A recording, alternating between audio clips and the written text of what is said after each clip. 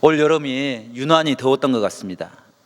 더워도 너무 덥다라는 생각을 하며 지냈는데 어느새 새벽에는 시원한 바람이 불기 시작했습니다. 어린 시절에 어르신들이 더위도 절기를 이기지 못한다라는 그런 말씀을 하셨는데 그 말씀이 참 맞는 것 같습니다. 입추가 이미 지났습니다. 그리고 다음 주가 처서가 됩니다.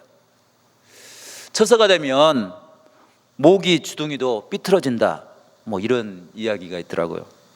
시간이 지나면 견디기 힘든 무더위도 물러가고 여름에 우리를 괴롭히던 모기 주둥이도 삐뚤어지는 그런 가을의 문턱이 다가오게 되는 것입니다. 문턱이라는 말과 가장 잘 어울리는 계절이 어떤 계절일까 생각을 해보니까 가을인 것 같습니다. 가을에 문턱을 넘어서면 우리가 생각했던 것보다 더 풍성한 가을의 세기가 열리게 됩니다. 들판의 벼가 무르익게 되고 모든 과일이 풍성하게 익어서 정말 누리고 그것에 감사할 수 있는 그런 계절이 가을의 계절이라 생각이 되어집니다. 문턱이라는 말은 문지방이란 의미도 있지만 또 다른 국어사전의 의미는 어떤 일을 시작하거나 그 일이 이루어지는 그 무렵을 문턱이다, 이렇게 정의하고 있습니다. 어떤 일을 이루려 할 때 사람들이 가장 힘들어하는 시기, 그 시기가 문턱입니다. 문턱만 넘으면 이룰 수 있는데 그것까지 이루기 위해서 노력했던 그 힘쓰고 있었던 그 기간이 있기 때문에 가장 지치는 기간이 바로 문턱이라고 이야기할 수 있습니다. 하지만 그것보다 더 힘든 것은 지금 내가 선 곳이 문턱이라는 사실을 깨닫지 못하는 것입니다.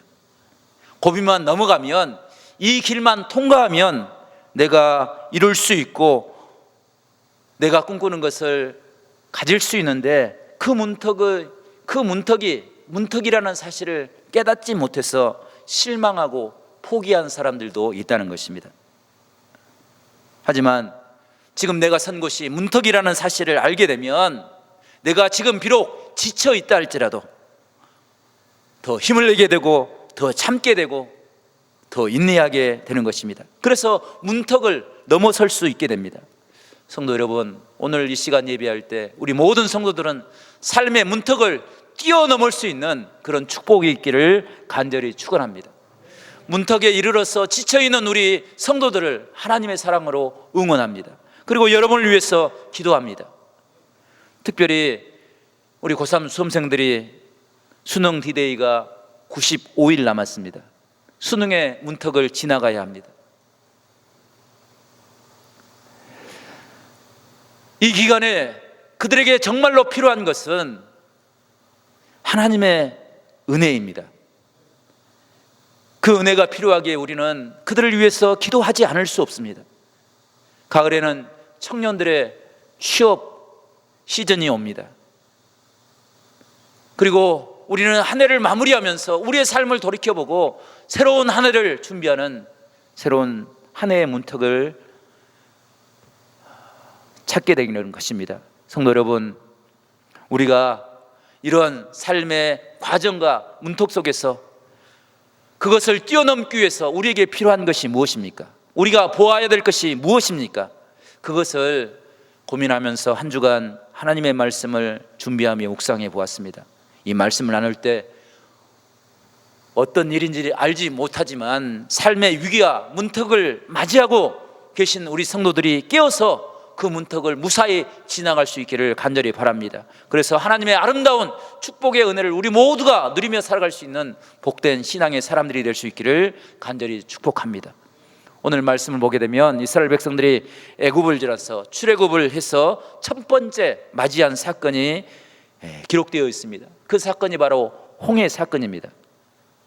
이 홍해 사건은 우리는 그냥 우연히 이스라엘 백성들이 쫓겨서 경험했던 사건이다, 이렇게 생각을 하는데 홍해 사건은 결코 그런 사건이 아닙니다. 하나님께서는 이스라엘 백성들을 가나안 땅으로 인도하기 위해서, 하나님께서 그들에게 지금까지 살아왔던 삶의 시간을 정리하고 새로운 사명을 볼 수 있는 은혜의 시간을 허락하신 것입니다. 그래서 홍해 사건은 사명의 사건이고 믿음의 사건인 것입니다. 그런데 이 사건을 바라보는 또 다른 분명한 두 가지 시각이 있는 것을 찾아볼 수 있습니다. 첫 번째 사건은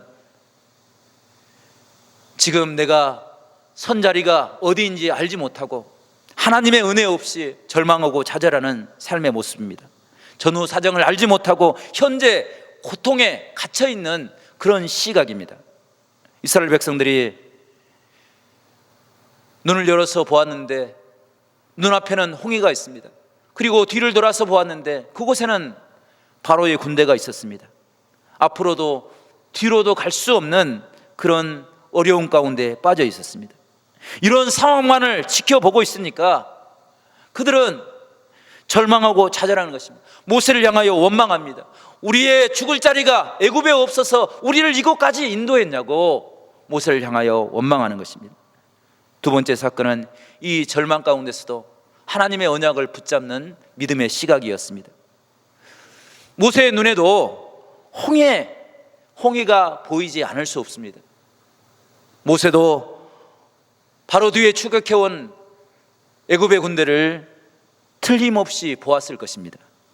그런데 그것 때문에 절망하고 그것 때문에 원망하는 시간을 보낸 것이 아니라 그것 때문에 하나님을 찾고 하나님을 붙잡고 하나님 앞에 엎드리는 모세의 모습을 발견하게 됩니다.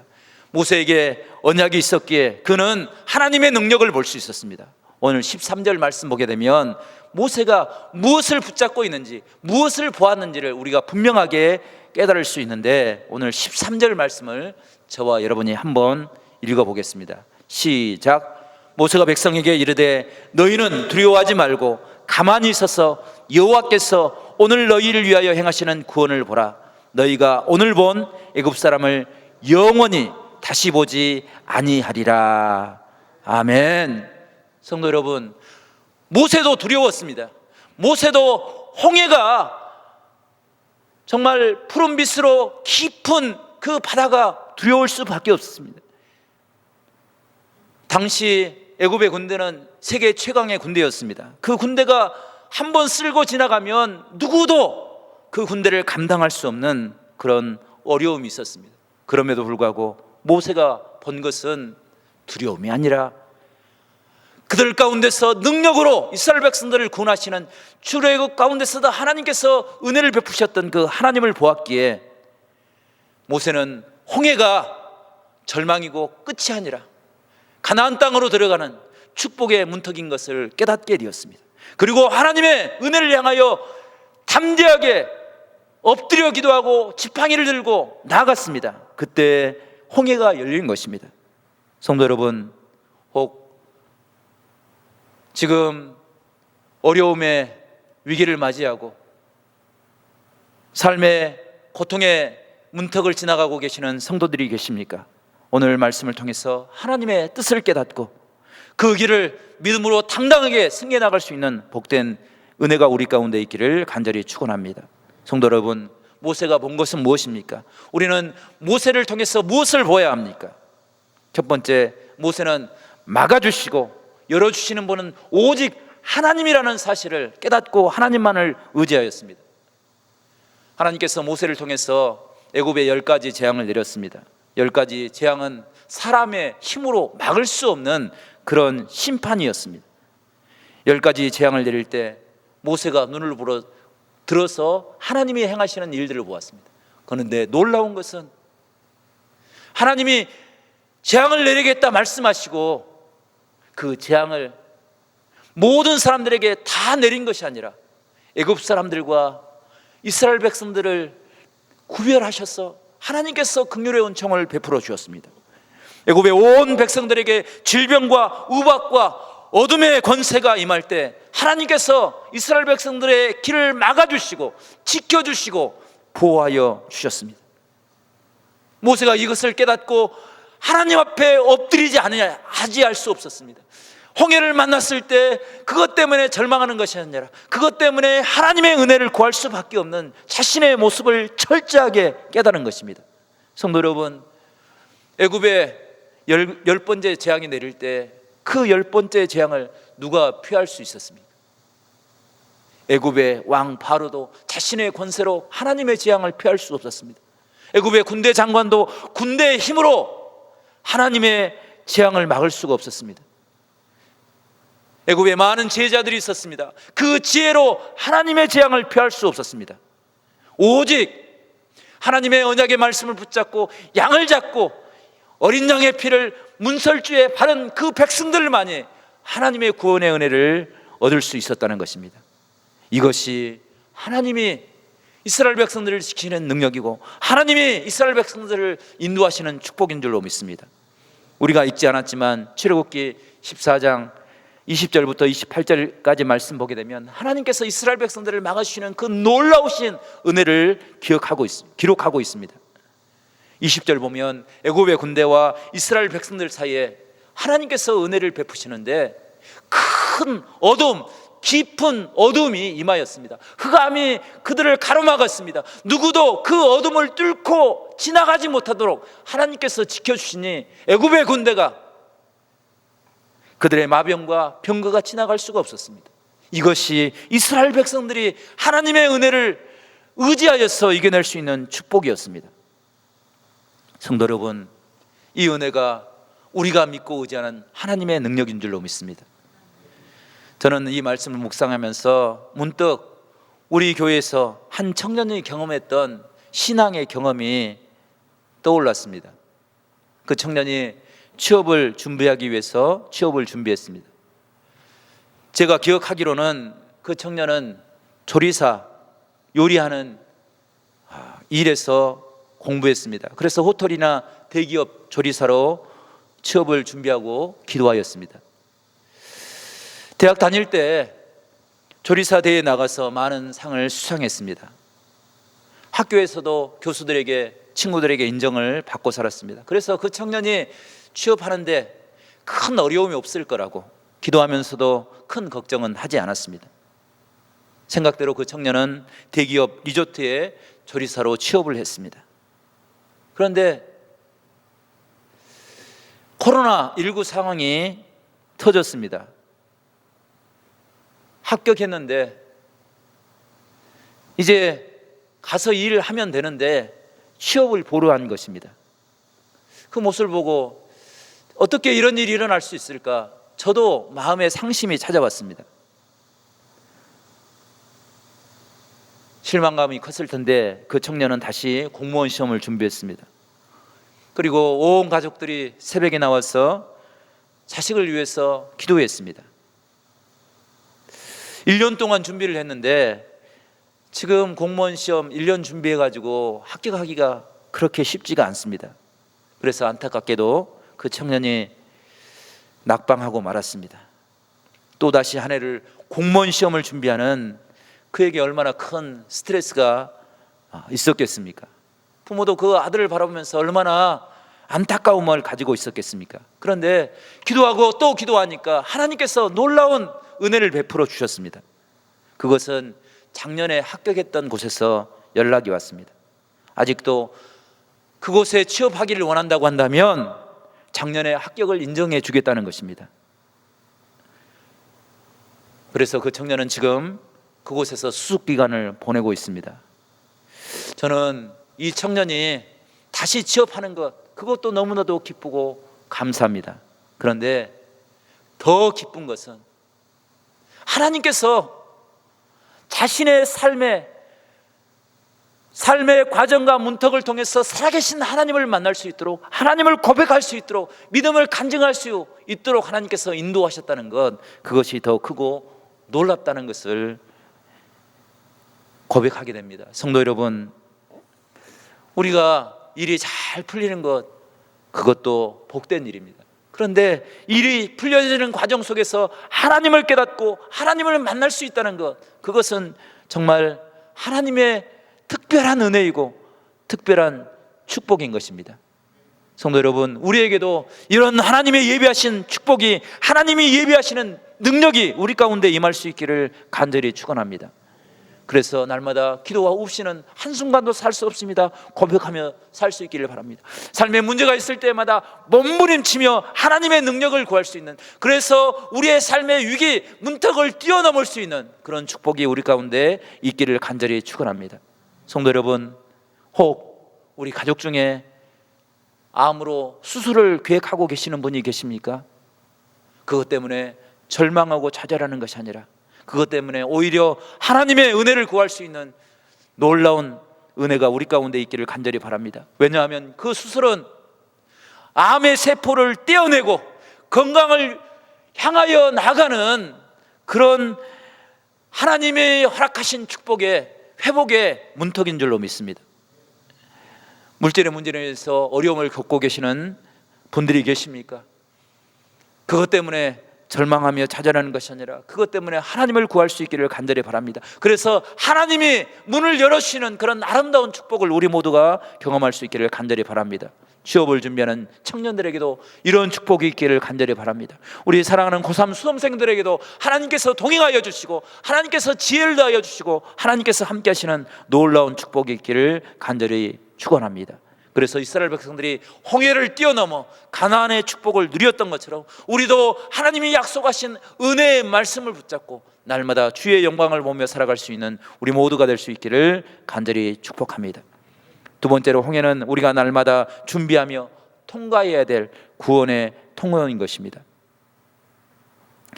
성경을 자세히 살펴보게 되면 홍해는 이스라엘 백성들이 믿음의 사람들로 서기 위한 반드시 해결해야 될 과제가 숨어있는 사건입니다. 하나님께서 이스라엘 백성들을 부르실 때 애굽에서 그냥 그 백성들을 가나안으로 옮기는 사건이 이스라엘 백성들이 가나안을 회복한 그런 사건이 아닙니다.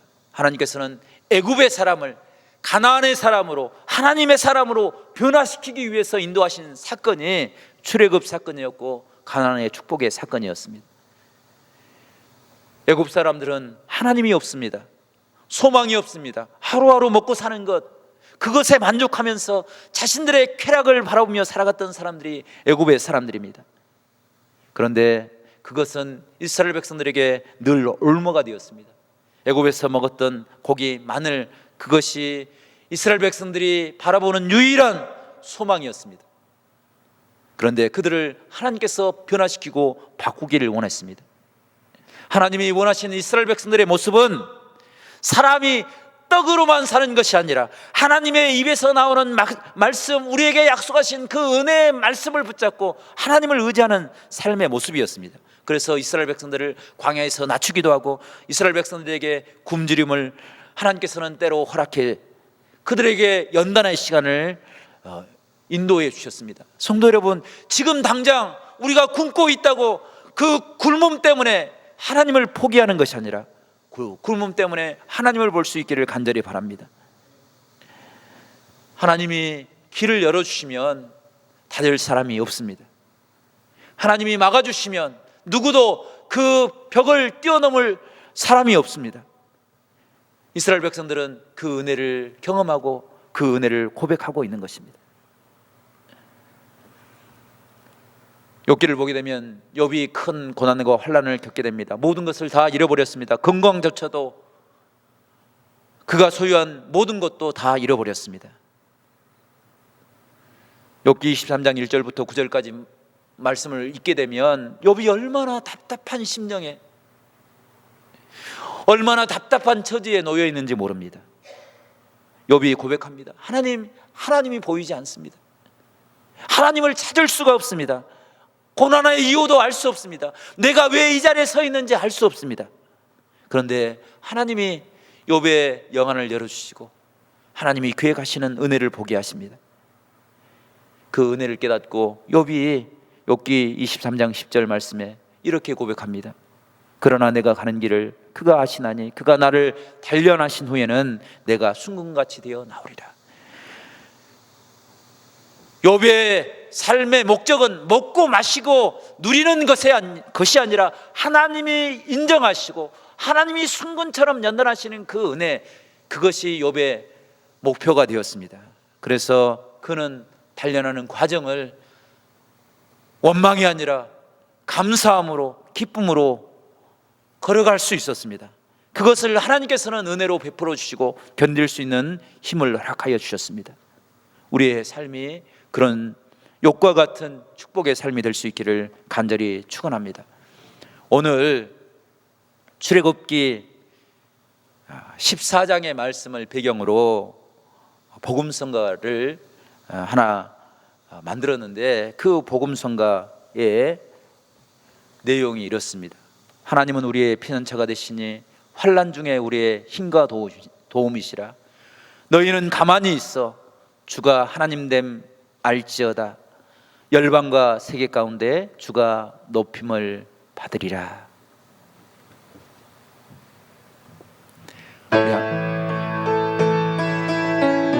우리 함께 찬양하겠습니다. 하나님은 우리의 피난처가 되시며 하나님은 우리의 피난처가 되시며 환난 중에 우리의 힘과 도움이시라.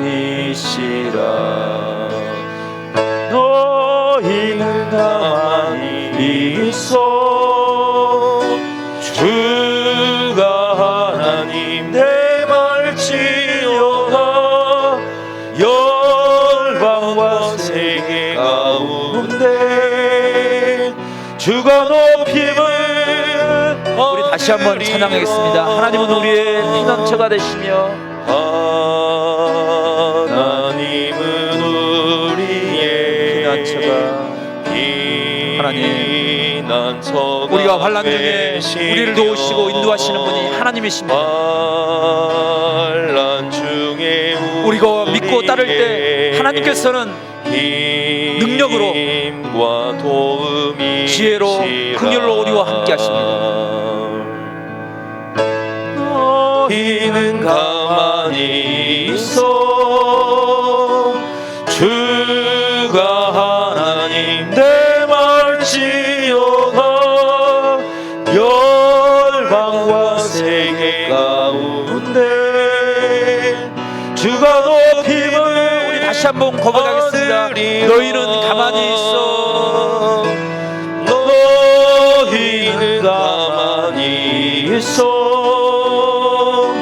주가 하나님 됨알지어다. 열방과 세계 가운데 주가 높임을 받으리라. 이 시간 우리 함께 찬양을 기억하면서, 주신 말씀을 기억하면서 한 3분만 기도하는 시간을 갖겠습니다. 하나님, 우리가 삶의 위기 가운데, 위기의 문턱에서 하나님을 찾고 하나님을 구할 때, 하나님, 우리를 위해서 싸우시는 전능하신 하나님, 능력의 하나님, 우리를 보게 하시는 축복의 하나님, 우리의 삶의 길을 열어주시는 하나님을 깨닫게 하여 주시옵소서. 병실에 누워있는 환자들에게 건강의 문을 열어주시옵소서. 직장을 구하는 청년들에게 직장의 문을 활짝 열어주시옵소서. 고3 수험생들에게 하나님 수능의 문을 통과하게 하여 주시고, 꿈과 비전을 가지고 자신의 아름다운 은혜를 하나님의 아버지 지혜로 이루어나갈 수 있도록 성령께서 함께하여 주시옵소서. 우리가 날마다 하나님의 전능하심, 은혜를 보고 하나님을 바라보며 살아갈 수 있도록 성령께서 함께 해달라고 우리 주여 삼창하시고 간절한 마음을 가지고 주여 우리의 눈을 열어서 하나님을 보게 하여 주시옵소서. 우리 간절하게 기도하겠습니다. 주여, 주여, 주여, 아버지 하나님이여, 주여, 우리의 막혀진 모든 것들을 하나님께서 열어주시기를 간절히 원합니다. 하나님께서 붙잡아 주시고 주님 인도하여 주시옵소서. 하나님, 우리를 싸우시고 우리를 전능하신 하나님의 능력으로 붙잡고 계시는 은혜의 하나님을 깨닫게 하여 주시옵소서. 하나님 아버지, 우리의 사는 길이 열리게 하여 주시옵소서. 하나님 아버지, 우리의 병실에 누워있는 환우들이 하나님 아버지 주의 은혜를 깨닫게 하여 주시옵소서. 하나님 아버지, 직장을 구하는 청년들에게 하나님께서 직장의 문을 활짝 열어주시고, 하나님 아버지, 우리 사랑하는 고3 수험생들을 하나님께서 붙잡아 주시고 주님께서 성령으로 함께 해 주시옵소서. 지혜의 은총을 베풀어 주시옵소서. 날마다 하나님을 고백하며 살아갈 수 있도록 우리 하나님께서 인도하여 주시옵소서. 주님께 모든 것 온전히 의탁을 드리고 예수 그리스도의 이름으로 간절히 기도드리옵나이다. 하나님 아버지, 감사를 드립니다. 거룩하고 복된 날 주의 은혜를 기억하게 하여 주시고, 우리 앞에 놓여있는 홍해와 같은 삶의 위기와 문턱들, 하나님 다른 시각으로, 믿음의 시각으로 볼 수 있도록 도와주시니 참으로 감사합니다. 주 앞에 엎드려 기도할 때 하나님의 능력을 깨닫게 하여 주시옵소서. 하나님 아버지, 간절히 기도하는 것은 병실에 누워있는 환우들에게 하나님께서 모든 주의 가정을 통해서 회복의 은총을 허락하여 주시옵소서. 직장을 우리 구하는 청년들에게 하나님께서 직장의 문을 활짝 열어주셔서 평생토록 흔들리지 않는 은혜의 삶을 살아갈 수 있도록 우리 하나님께서 은혜를 허락하여 주시옵소서. 우리 사랑하는 고3 수험생들에게 하나님께서 이 무더위를 이길 수 있는 건강을 허락하여 주시옵소서. 수능의 통로를 통해서 자신들의 꿈과 비전을 이뤄나갈 수 있도록 우리 하나님께서 함께하여 주시옵소서. 사랑하는 우리 성도들이 아버지 삶의 자리에서 전능하신 하나님을 깨닫게 하여 주시고 그 능력으로 세상을 승리하며 살아갈 수 있도록 우리 하나님께서 축복하여 주시옵소서. 주님께 모든 것 감사와 영광을 올려드리고 예수 그리스도의 이름으로 간절히 기도드리옵나이다. 아멘.